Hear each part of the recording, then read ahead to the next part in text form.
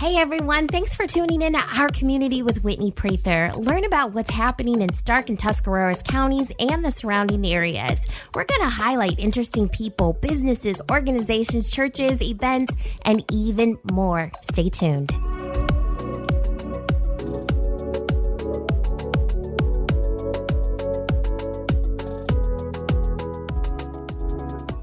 Hey friends, today I'm speaking with Christy Woods of Refuge of Hope. Christy is growing in Christ and led by the Spirit to serve. And prior to the 2.5 years she's been serving at Refuge of Hope, she helped provide faith-based services to enrich the lives of older adults as Director of Development and Community Relations at St. Luke Lutheran Community. And before that, Christy dedicated 10 years of her life to WHBC and Mix 94.1 as a radio announcer and promotions director.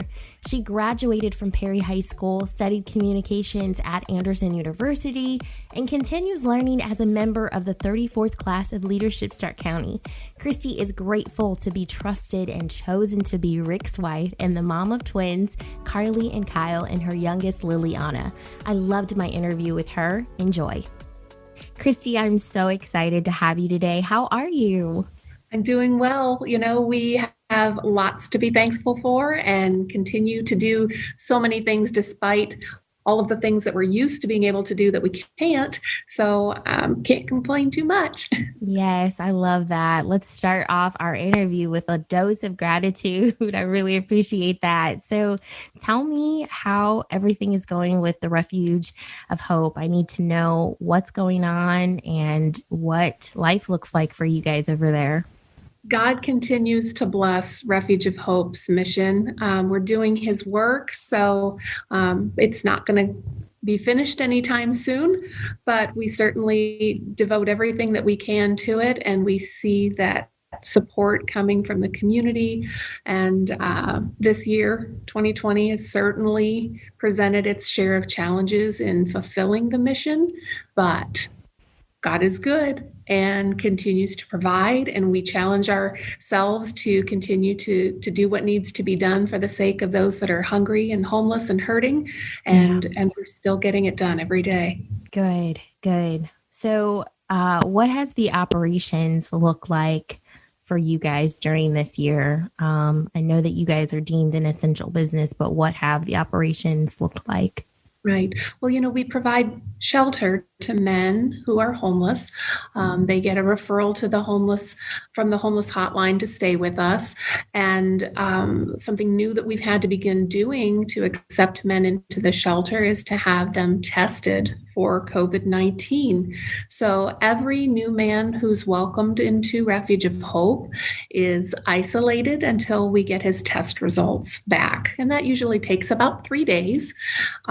We have been very fortunate through most of November of this year. From the beginning of all of this, we hadn't had a single case.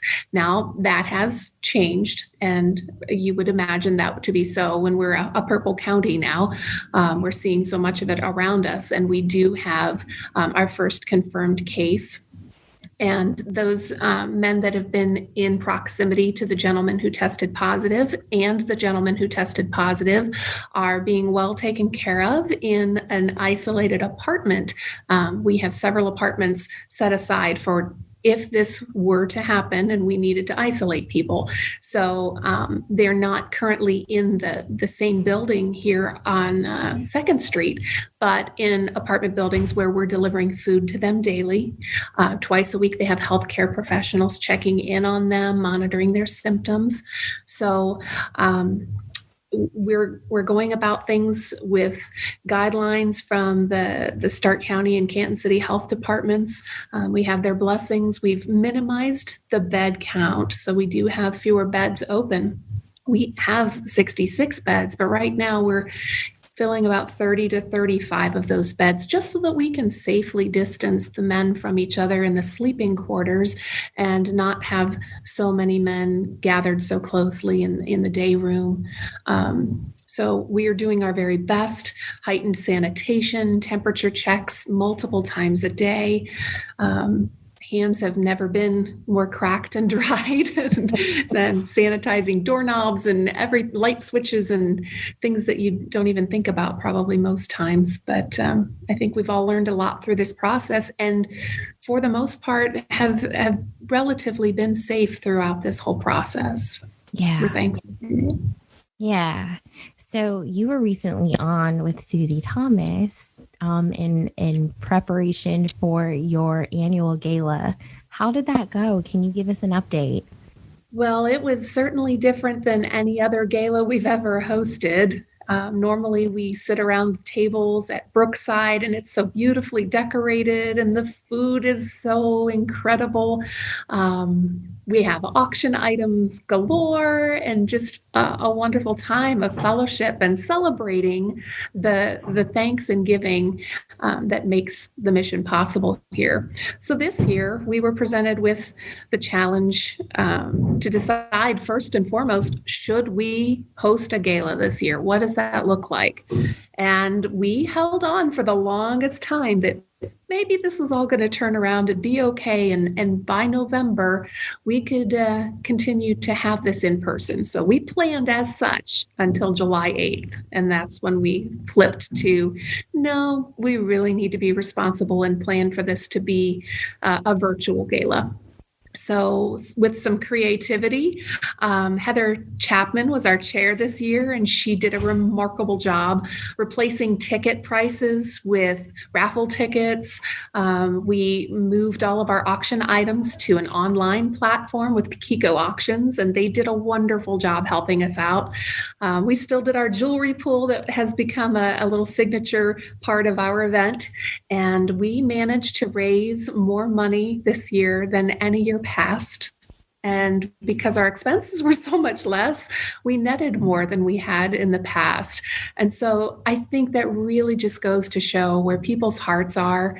They recognize the needs. They're thankful that maybe they've been able to avoid unfortunate circumstances, and they recognize where others have just had more than their fair share of unfortunate circumstances this year, and they really stepped up and blessed our efforts. So it was an amazing night of thanks and giving, and it certainly provides hope for lots of folks.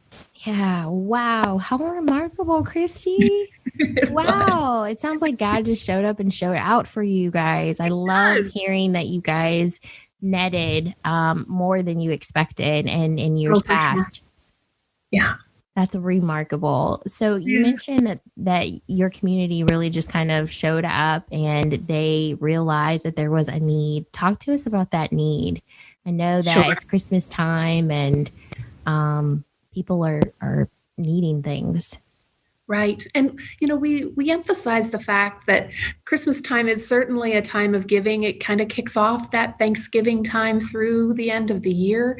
But our mission is helping folks in need every single day of the year. Mm-hmm. And oftentimes, those bleaker months of February or the middle of summer when people are vacationing, it might not always be top of mind. Sometimes people have it on the forefront of their minds when it turns very cold or you could visibly see several inches of snow on the ground. You think about folks that are homeless, that are cold and hungry, and you want to do something right there in that moment. And you recognize maybe how blessed you are.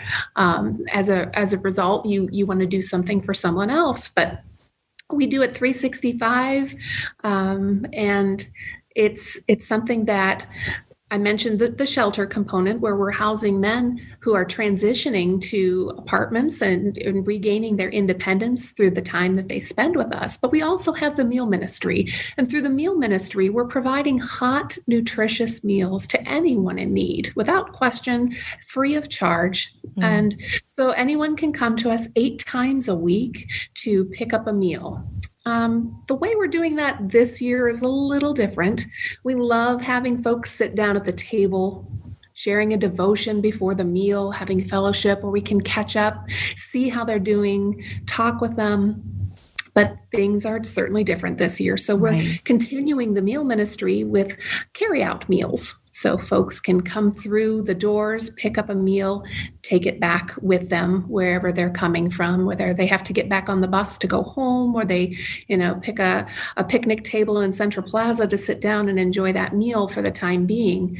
At least they're getting something hot and nutritious to eat. We do lunch every Tuesday, Friday, and Saturday from 11 to 12. And we offer dinner every Monday through Friday from 4:30 until 6 o'clock. Nice. And this year, so far, we've served over 74,000 meals. Last year, our numbers were over 91,000. I don't know that we're going to get quite that high this year because there are so many people just being cautious. They're a little more sensitive to coming out to pick up a meal. But I promise everything that we're doing is done in a sanitized, safe way. And while we wish we could have everyone around the tables again, for the rest of the year, we have canceled our table service, but are still providing those meals in the carryout format. Wow. What a remarkable number of people that you've touched this year. How many people, you mentioned 74,000 meals, but how many people are you interacting with? Is that a harder number to kind of tabulate? It varies throughout the month. As you can imagine, those numbers are probably lower at the beginning of the month than maybe at the end of the month. When your budget is stretched beyond where it's maybe capable of going, we see more people come toward the ends of the month. But on average, I would say we could see 100 to 150 people. When we were seating everyone in the dining room, our dining room seats 166, and it's not uncommon when things are normal for us to fill the dining room twice every meal offered. So we could see upwards of 250 people sometimes in the ends of the month. But we're averaging about 100 to 150 lately with the carryout meals. Okay. Yeah. So this is a time, like we said, where people are feeling a little bit generous, but you mentioned that, people don't realize the direct impact of their donations. And I want to talk about that impact. What does that look like when people donate? What is that donation actually doing? Sure. Well, a meal costs just $2.18. So you can make a little bit go a long way. A lot of our food is donated. Those items that we do have to purchase, your donations help us get. Oftentimes that's fresh produce. So donations of, canned goods. We have the fruits and the vegetables that come in the cans certainly are helpful, but we really do try to incorporate fresh produce into most of what we do. Meat donations we get and are certainly grateful for, but there are times where, we plan our menus and we see what's missing. We do have to purchase some of those items. So your donations certainly help to provide meals. And the folks that are receiving those meals, they vary from all walks of life, from the smallest of children. We do have high chairs that would sit around the table. So you imagine those little kids picking at rice and mashed potatoes with their fingers and their cute little faces covered with, bread and butter after their meal. Some of them really look forward to that salad with the ranch dressing because maybe they don't get that at home. So that's a treat for them. And oftentimes I've seen kids finish their salad before they even grab the donut because dessert is included with every meal here at Refuge of Hope. But we also serve a lot of senior citizens. Those seniors who are struggling to make ends meet and are trying to choose between utilities, medication costs. If coming to Refuge of Hope saves them on some grocery bills, then they can afford some of those other things as a result of their dining with us. We welcome them to come do so. And everyone in between, being close to the bus station downtown here in Canton, a lot of folks can just hop off the bus, come grab a meal and hop right back on the bus and go about their day. Or maybe they're just getting off work from the call center. It's a first-time entry-level job for them, and they can take a nice hot meal home with them. Yeah. So is it just as simple as just donating on your website? It is. It's very simple. You can, if you're comfortable with online donations, we do have a secure platform through Network for Good that handles our online donations. And you can find that at refugeofhope.org. That's www.refugeofhope.org. .org, O-R-G. If you are not an online giver, that's certainly okay too. We get cash donations, we get checks sent to us in the mail. So we invite you to go to the website or to send your checks to 715 2nd Street Northeast, Canton, Ohio 44704. You can even call us and we can process credit cards over the phone. Our phone number is 330-453-1785. Nice. Thank you for that, Christy. I do want to transition a little bit and talk about you. I'm always so curious about the people behind the organization. So I just love to talk about the organization and then get right to the person. So I want to know a little bit about you. How did you come about Refuge of Hope? Goodness.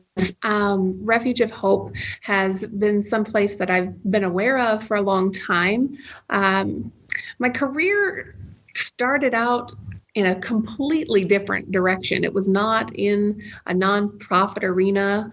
I went to school for communications and wanted to be on the radio when I was in high school, and I fulfilled that. I know I'm doing what you're doing right now, and I loved it just as much as you do. So it was a lot of fun, and I spent 10 years doing that. But then, no wonder why you're so good.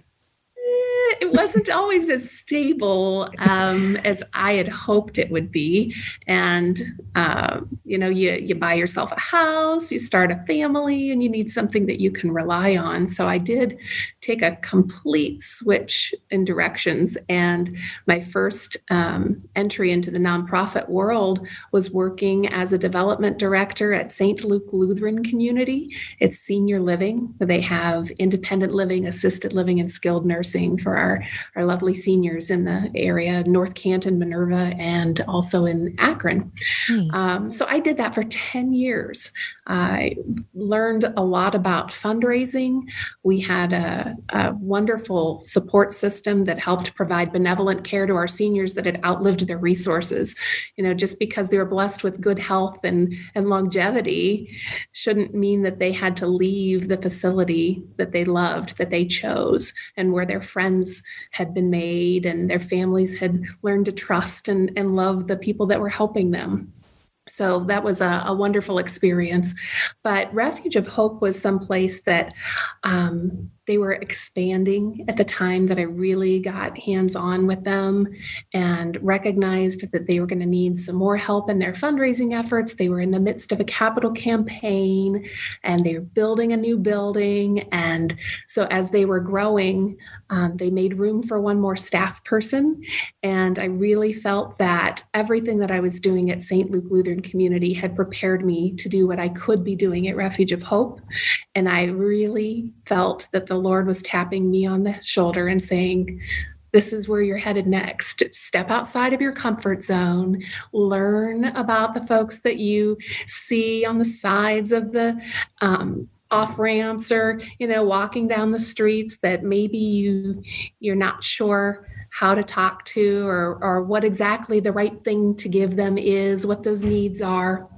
And I tell you that is my favorite part of what I do here is helping other people learn how to peel the layers of judgment or misunderstanding away from what they think homeless shelters and life as a homeless person might be like, and to help them really understand how they can help change someone's life and bring hope and love and share God's word with them in a way that will just completely transform where they've been to where God intends them to be.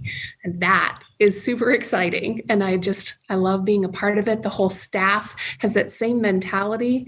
It's just such a wonderful place to be. And you feel it when you're here as a volunteer. You feel it here as a man in the shelter or someone who comes for a meal. It's a living and breathing thing here every day. I love watching your face light up as you were talking about it. You're so excited. I love it. Oh, man. So You shared a lot of nuggets as you walked us through that journey from your first job to where you are now. But I'm just curious, like, what's one thing, one lesson that you feel like you've really walked away with your time at Refuge of Hope? Wow. And how long have you been there, Christy? It's almost 3 years. It'll be 3 years in March. Okay. So wow. It feels like it's been so much longer, though. I really am dug in here. And you are dug in. You're very rooted. It almost feels like you've been there for way longer than 3 years, the way that you talk about the organization. It's a family.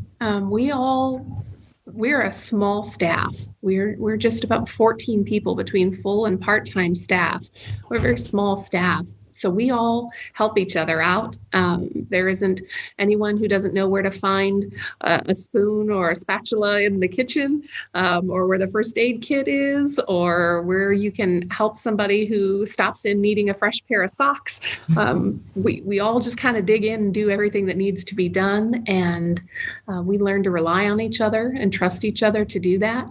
And it just really is a big family experience here. So, yeah, I very much feel like it's a part of who I am. Even after I leave the doors for the evening, it comes home with me. It's in my heart for sure. Yeah. Biggest lesson, I think for me, was just understanding what brings folks into a homeless shelter. I think there are a lot of misconceptions of what causes people to be homeless. And yes, while addiction, alcoholism or drug addiction does play a part too many times, mental health is such a huge part and probably the number one thing that causes people to lose their way and stumble into really unfortunate circumstances, and maybe oftentimes can't even figure out the right things, the right steps to take to get out of their circumstances. So the best thing they can do is call that hotline and be welcomed into the doors here. We put together a syllabus for every man who's with us. He has a kind of a timeline of things that he needs to accomplish while he's here. And we're helping him work on all of those things and encouraging him to do them throughout his time. Finding a job, learning interview skills. Maybe it is recovery efforts and connecting them with services, mental health services, or just learning how to take care of yourself and just knowing that you're loved. So when we can provide all of that stuff, you can see significant change happen in people. And it takes time. You know, that's the great thing about being a nonprofit organization. We aren't limited by government standards that say you have to be out of here in 30 days. We do have a suggested timeline. We hope to get everybody moving in the right direction in about 3 months' time, but 30 days is barely enough time to recover the documents like your birth certificate and your driver's license that you don't have. And if you're feeling pretty defeated in just the very beginning stages of getting things moving, you're not a whole lot of motivated to continue all the rest of the steps that you have in front of you too. But when you can start checking off those boxes and you can physically see, I have these things accomplished, and now my list is a little bit smaller. It seems a little bit more manageable. And as those days tick away and those boxes get checked off, people are motivated to complete that list because they're so close. Don't want to stop now. Yeah. I don't know. That for me has been an exciting part of it. Yeah. And I was just going to ask you, I always ask guests, I've been tending to ask guests, what are they excited about? It could be about your job. It could be about family, personal life, whatever. It could be about the season. I want to ask you, Christy, what are you excited about right now? Well, obviously, Refuge of Hope excites me a lot because I get to see the good that happens every day. And not every day is sunshine and roses and success stories. The reality is that not every man comes in with a success story at the end of his chapter here, but so many of them do. And when we've moved 134 men who were homeless earlier at one point this year into their own apartments, That's exciting. Yes. That's so exciting. And we see very few of them. I would say less than 20% actually come back for services at Refuge of Hope. So they are successful.